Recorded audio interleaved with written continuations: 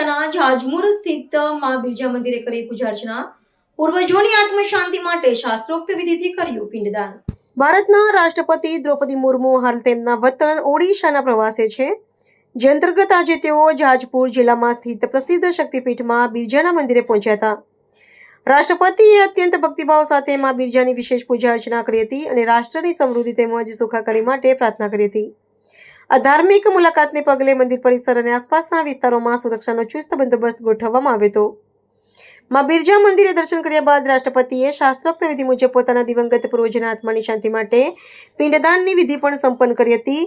ઉલ્લેખનીય છે કે રાષ્ટ્રપતિ મુર્મુ હંમેશા પોતાની મૂળ સંસ્કૃતિ અને આધ્યાત્મિક પરંપરાઓ સાથે જોડાયેલા રહ્યા છે, જેની ઝલક આજે જાજપુર ખાતે પણ જોવા મળી હતી. આ પ્રસંગે મંદિરના પૂજારીઓ દ્વારા તેમનું પરંપરાગત રીતે સ્વાગત કરવામાં આવ્યું હતું અને તેમને મંદિરના ઐતિહાસિક મહત્વ વિશે માહિતગાર કરાયા હતા. રાષ્ટ્રપતિની મુલાકાતથી સ્થાનિક શ્રદ્ધાળુઓમાં અનેરો ઉત્સાહ જોવા મળ્યો હતો.